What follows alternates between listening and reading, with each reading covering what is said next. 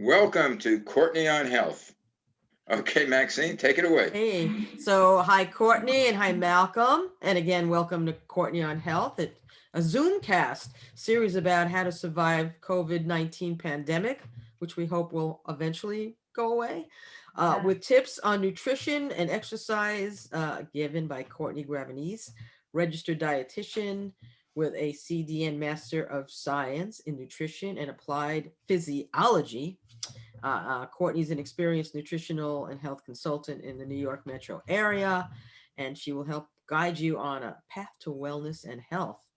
So, according to Bon Appetit magazine, one of the Woohoo. top one of the top 10 children's songs, along with I'm a Little Teapot that gives you exercise, which is why they put that in there, is a tune called Great Green Gobs.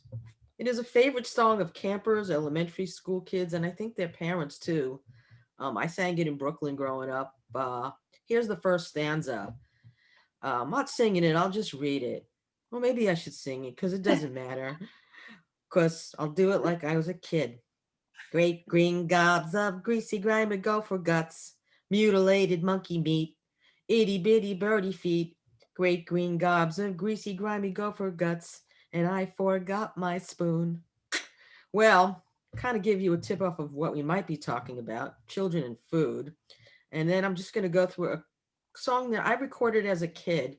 We did an album called We're Folks Too, and we did a parody of a lot of songs. One of the parodies we did was Turkey in the Straw, and it's called David's Birthday Party. And here's a lyric.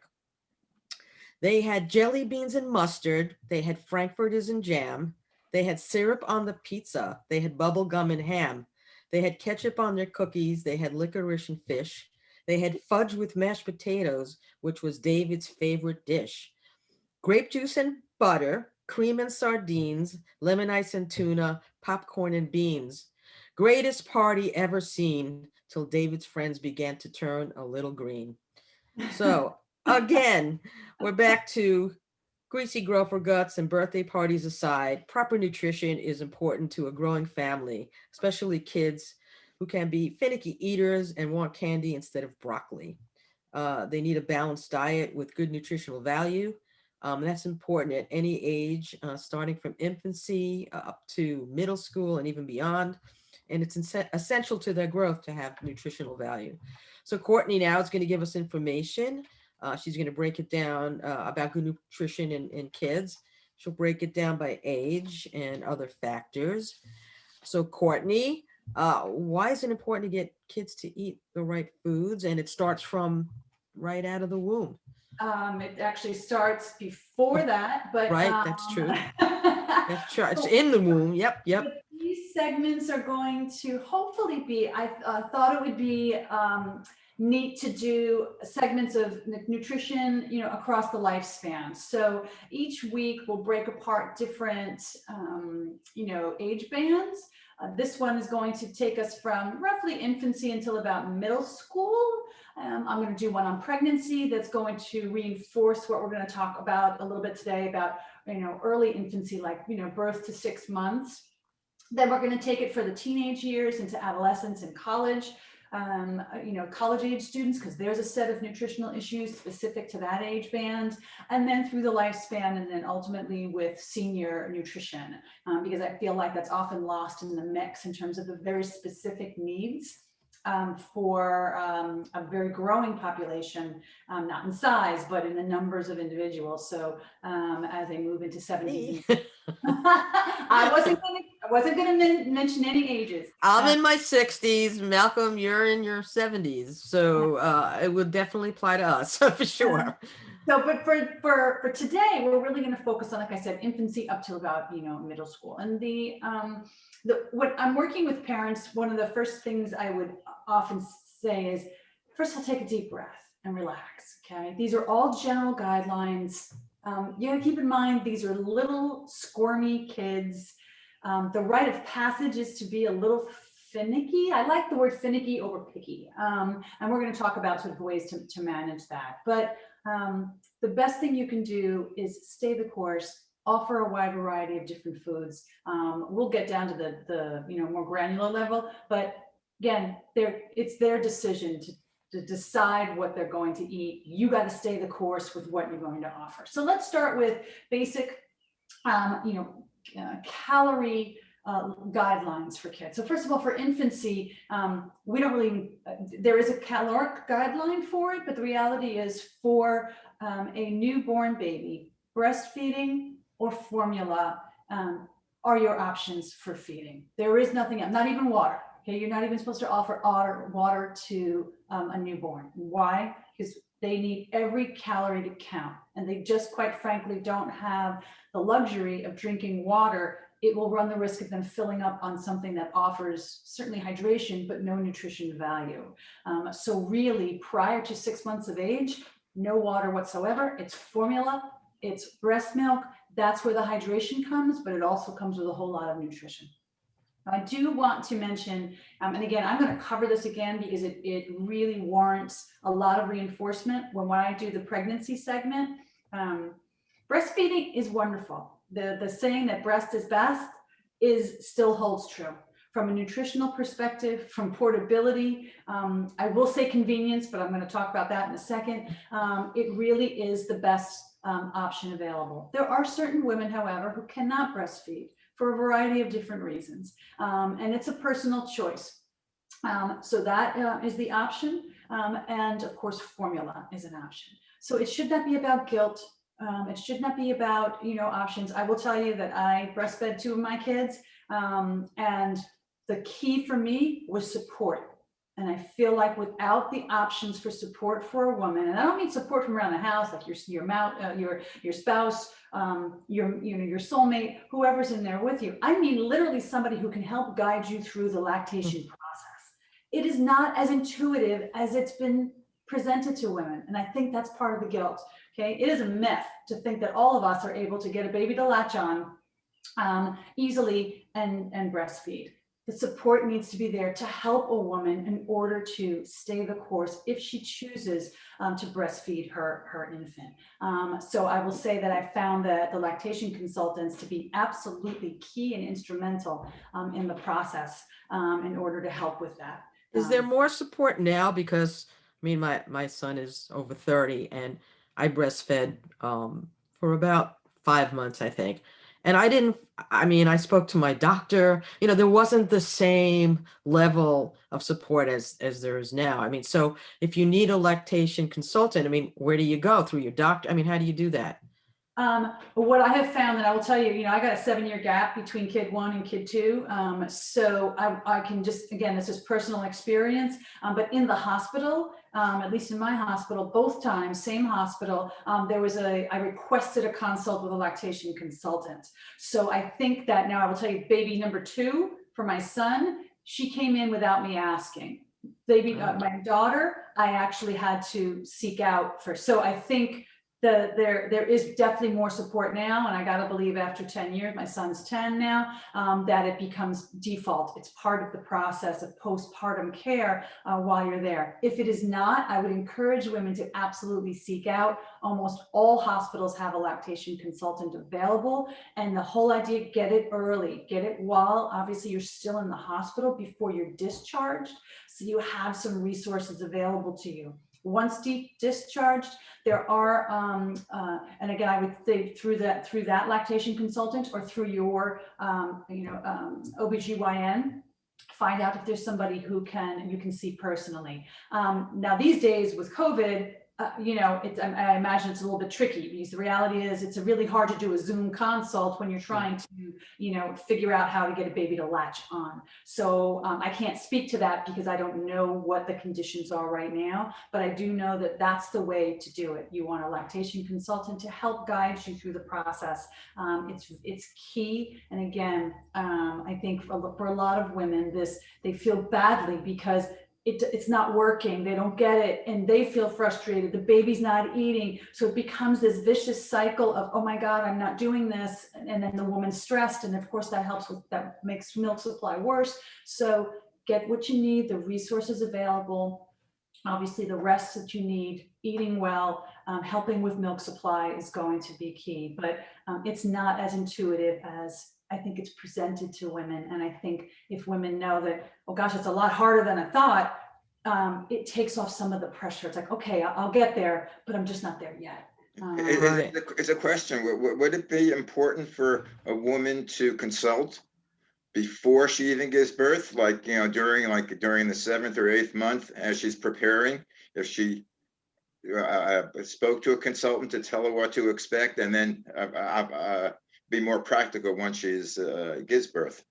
I certainly think that cannot hurt, because at the very least that they might really reinforce, listen, this is what you're going to feel like after you give birth, no matter how you give birth, whether it's, vaginally or whether it's a C-section. You're going to be exhausted, you're going to be tired, you may be recovering from major surgery.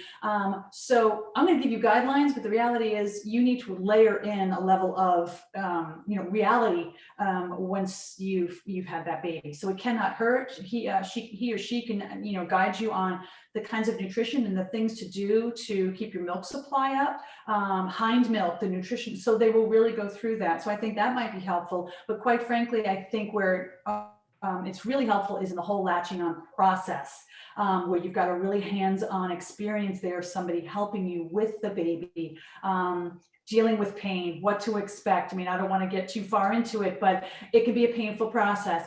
What to do when you get to that roadblock, if you get a blocked duct, mastitis, all of these things. I think if you know about it beforehand, it's not as much of a surprise if it happens to you, after the baby comes. So absolutely, if you can. But I think what the really invaluable service will be when that consultant come in the hospital with you and babe to show you, the process and how that's going to work.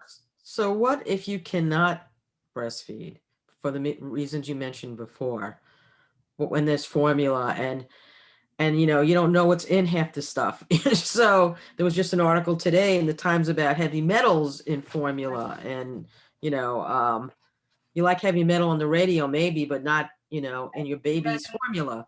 Right. Well, I will tell you, it is, if there's ever an industry that tests things, it is the folks who make formula. So I do realize it's like, oh my gosh, what am I feeding my baby? But the last thing you want is for women to start making their own formula. That is, okay, that is not baby food, different. Okay. You want to make your own baby food, that's fine. I'm sorry, I think it was baby food. I don't know if it was formula. You're right. I think the article had baby food. Formula is very, very, it is tested, it is so it is regulated. So it really has probably the most intense testing, done to it. So if you cannot breastfeed, certainly formula is the option for you. And then, talk to certain babies don't tolerate certain formulas. There is a wide variety of options when it comes to the types of formulas. You can have it pre-made. I will tell you from an economic perspective, you guys know I'm always layering in economics on this. You're better off reconstituting it yourself, buying the powder and using I wouldn't necessarily use your own tap water. Usually the recommendation is going to be boiled and cooled, or if you've got a filtration system, or if you're using, certain bottled waters. So again, that's one of the issues. Like that's, if you're in an area where we don't have that issue, but some people have an issue with water. Right. And the last thing you want to do is reconstitute formula with water that could be harmful to the baby. So all of these things become part of the process of what to feed, what's the best option for me, that's available. But you don't want to dilute formula down. You do not want to make formula at home on your own. You want to use what's there. It's formulated to give the baby what the baby needs, and they're very specific needs, which is why for a lot of people, breast milk, it's kind of, it's there. It's nature, it's Mother Nature doing what Mother Nature does best. So. Right. So now the baby is older, let's say 6 months. And when do you start introducing, baby food or homemade baby food or what do you do for that?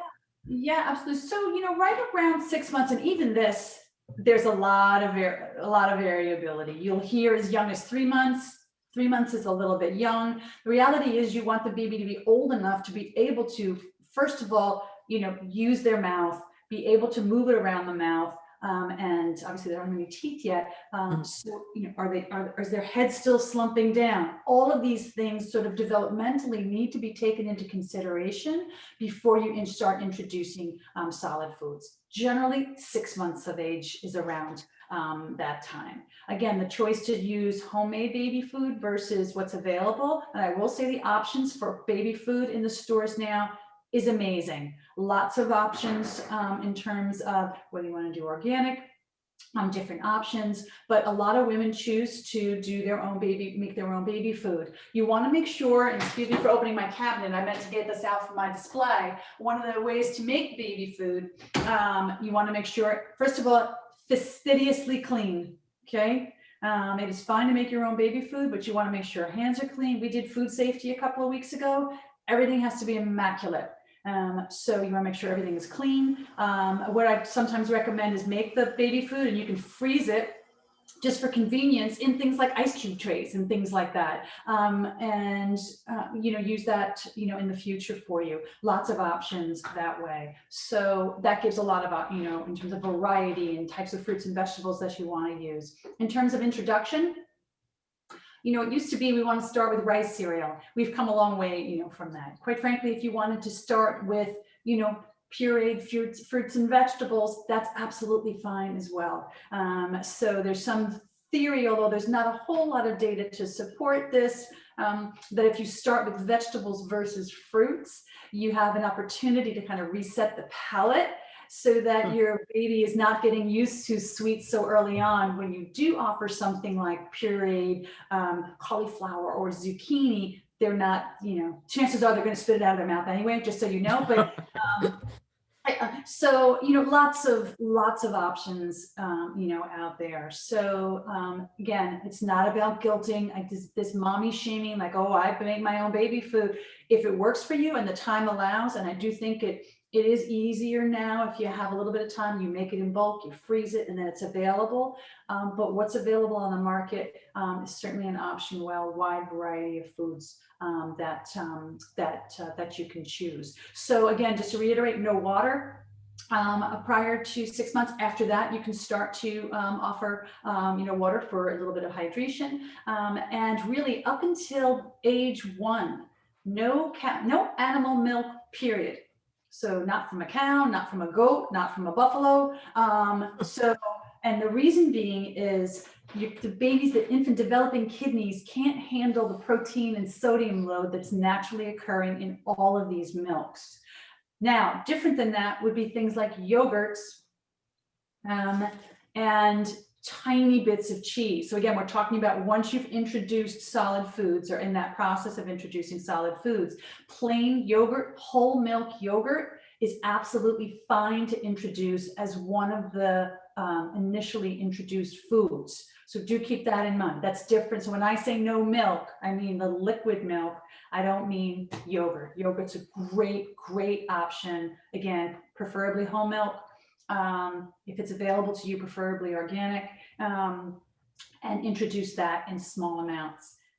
So that's it's a great option. You're introducing probiotics, and the protein and sodium load is different, such that and remember, because of its sort of think of it because of its culture, that's already sort of digested a little bit for baby, so it's much easier to digest. So yogurt, okay, milk, no. So what do you give in terms of liquid if you're not nursing from the 6 months to the year? If they can't drink milk, what are they drinking? So remember, keep in mind, it's not a switch, right? So it doesn't go from, okay, 6 months. If you first of all, you can breastfeed up until, that's totally your I've option. heard weird stories about that, but yeah, go ahead. We're not going there, but yeah. Right. So you want to start introducing the water, and remember, keep in mind, there's an overlay period. So you're going to continue using formula or breast milk through that introduction phase. And for many people, that takes them up until that first year. So their hydration needs are being met by breast milk, formula, the water that you're introducing. And remember, keep in mind that the little bit of foods that they're eating has hydration to it. So it's not a switch. It's not like I've started to introduce solid foods. Now I'm done with nursing or with formula. There's an overlay. So, and you can tell me there's lots of, you look at poops, how often, how many diapers you're changing. Your pediatrician will absolutely go through this with you to make sure that your baby's hydration needs are being met. Of course, weight's going to be key. That's why early on, after the baby's born, there are many weight checks to make sure baby's growing as he or she should be growing.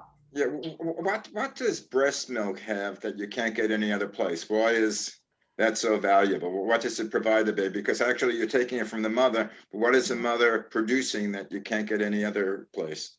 Right. Well, that's the beauty, like I said, of what Mother Nature is. So it's the complete digestibility, first of all, of the proteins.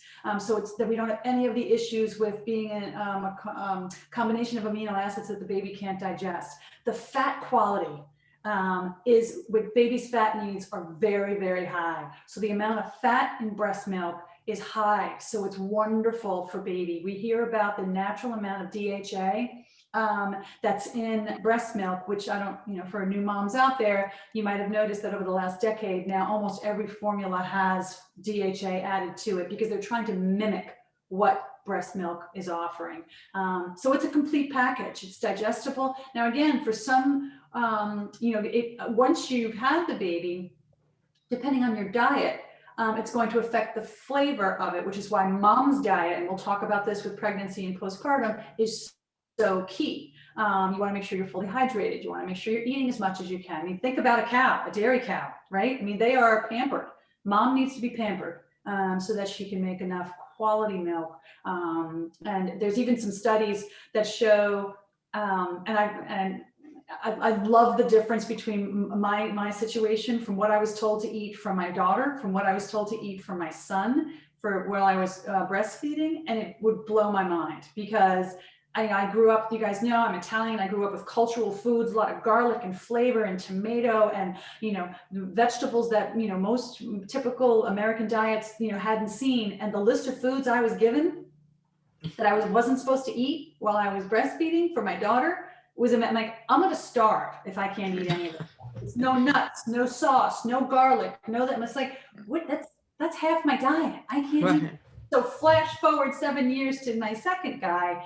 Everyone's realized now, and this is where the allergies comes in, we got to lighten this up a little bit because keep in mind that flavor of that milk, okay, is going to come from mom. So if you avoid all those flavors and turmeric and garlic and all this your entire time that you're nursing and you try and give that baby those foods, it's a tougher, hill to climb, so to speak. So I have a question. Does your son or your daughter have different tastes of food right now? I mean, because they definitely have different specific preferences. I will tell you that they're both really, really good eaters. They're both good veg, but they're both good eaters, but they definitely have different taste preferences. But anyway, just keep that in mind that in terms of there were a lot of restrictions in terms of what you can and cannot eat. So back to our 6-month-old, and as we move a little bit older, that's another point I want to make. Years ago, moms and dads were told, nope, no, nothing, no nuts, no soy, no eggs, because they were worried about allergies. And there was a point that parents were told to avoid all of these typically allergenic foods until 3 years of age. So flash forward now, and we realize this is not the approach to take. We need to start introducing these a lot earlier to get the baby exposed. Now, I'm not suggesting you give your 7-month-old a bag of peanuts. However, if you want something that's got a little bit of peanut in it, a peanut butter in it, this is fun, small little bit. If you're offering this to an 8-month-old, eggs now. My gosh, there's such a great source of protein, choline inside that yolk. Initially it was, just you can't do the whole egg because the protein in the white is really what's tripping that allergy. So initially it was just offer the yolk. Now we know that it's totally fine to offer the whole egg. If you have allergies in your family, this is obviously something you need to discuss with your pediatrician, he or she might suggest, well, given that, maybe push it back a little bit, but honestly, they're really probably going to say, go ahead, but maybe move forward with the yolk initially and then add the white later on. So absolutely fine to add these foods. Like I said, as the baby gets older, it's totally fine.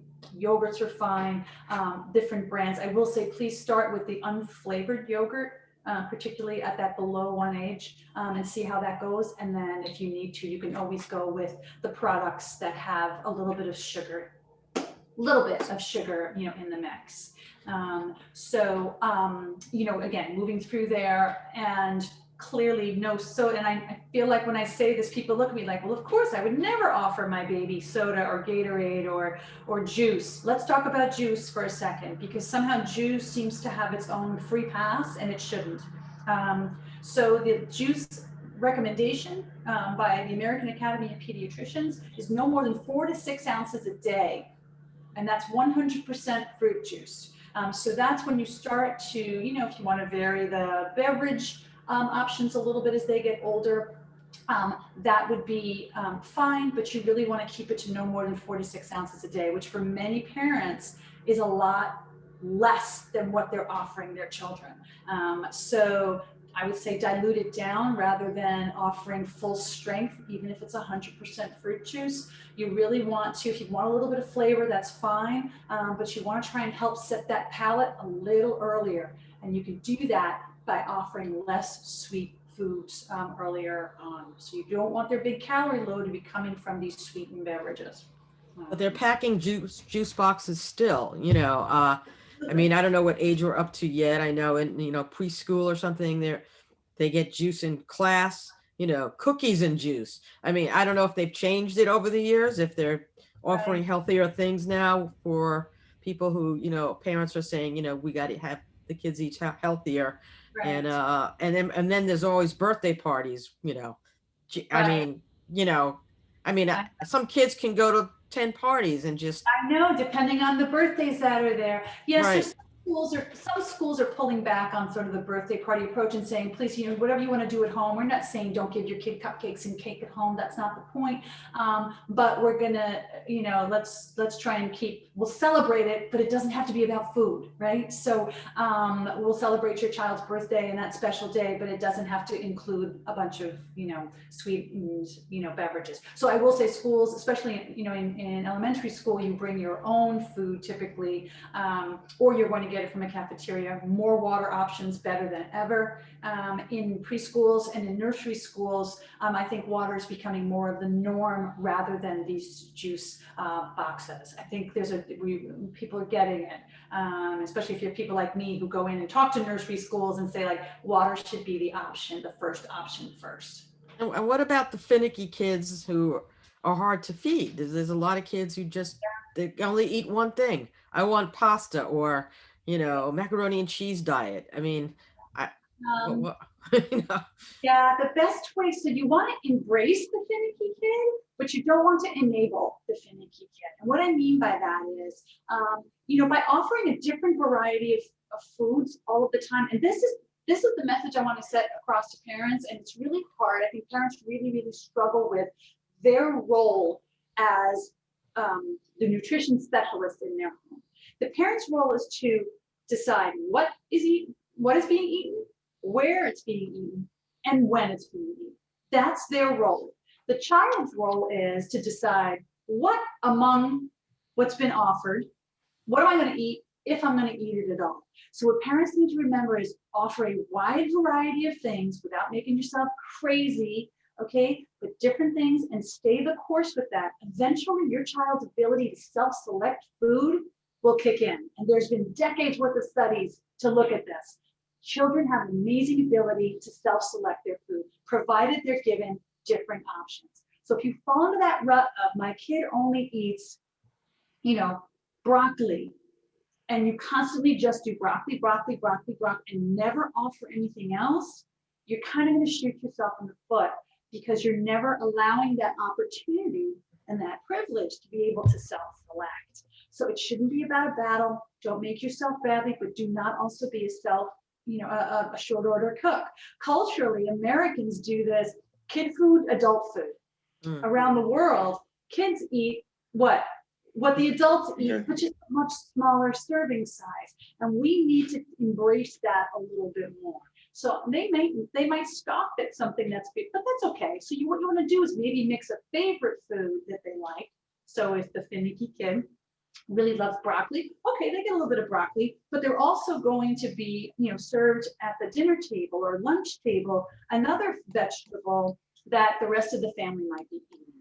Even if you put a little bit on the plate, this is fine. A small amount, this is fine. The whole idea is the constant exposure. Let them touch it, let them feel it, and get it on the plate maybe, and it really makes a difference in the long run. But if you constantly make that same food all of the time, it's going to be harder to undo, certainly later on. Yeah, and aside from this, do children inherit a taste? Like if I have a sweet tooth, would my child have a sweet tooth? I'd have to look into that. Yeah, that's To that necessarily. I think, like, back to the point, men don't breastfeed, but back to my point, they have looked at mom's diet during pregnancy and then while she's breastfeeding in terms of the flavors that make their way into the milk, in terms of what they like later on. So I don't know if it's an inherited thing. That would be a good thing to research. I do want to mention, because I know I hear my timer going off, and we have so much. That's what I was gonna say. Our half hour is up. We're but I do past wanna- the 30-minute mark. So. Oh my gosh.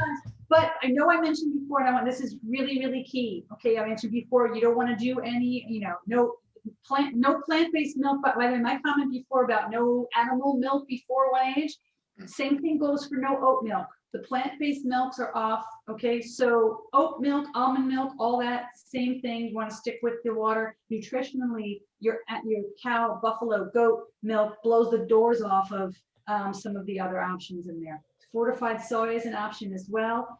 The window for children, and I know we didn't get too far past, the sort of the toddler age. The window for children to get peak bone accretion, meaning how strong your bones can be, is a very short window. It shuts by 14 for most, at the top end 18. So it is key, no matter what way you choose, whether with cow's milk or with fortified soy milk, you must get calcium, phosphorus, vitamin D on board during that window. So that's why we really want to encourage, whether you want to do the 2 to 3 servings of cow's milk, goat milk, buffalo milk, or the fortified soy milk with the vitamin D and the calcium in it. It is absolutely key during that very instrumental period, because it really is a very short window, and you want those nice strong bones. And once that window shuts, it shuts. So it's a key time to get those bones nice and strong. So I did want to mention that. Fantastic. Okay. Anyway, how can we contact you, or how can our audience contact you? You can reach out, comments, questions. You can find me on Instagram at CLG Wellness. You can reach me through my website, which is CourtneyGravenese.com. I'm on LinkedIn. I'm on Facebook, and that's the Courtney on Health Facebook page. So any way you want to reach out to me, I'm happy to answer any questions, or if you have a comment, I'm always willing to do the best I can to answer them. Yeah, and as I say, you always can contact her through, you go to malcolmpresents.com, Courtney on Health. There's a comment page. Write me the comment, and I will definitely get it to her. And Max? you can also go to manyshadesofgreen.com. So I will say thanks for joining us for Courtney on Health, and you all know where we just gave you information. And so Courtney on Health, smart, sound nutrition, strong, safe fitness, and we'll catch you next time. Thanks a lot, Courtney, Max. Oh, my pleasure. Have a great day. You too. Bye.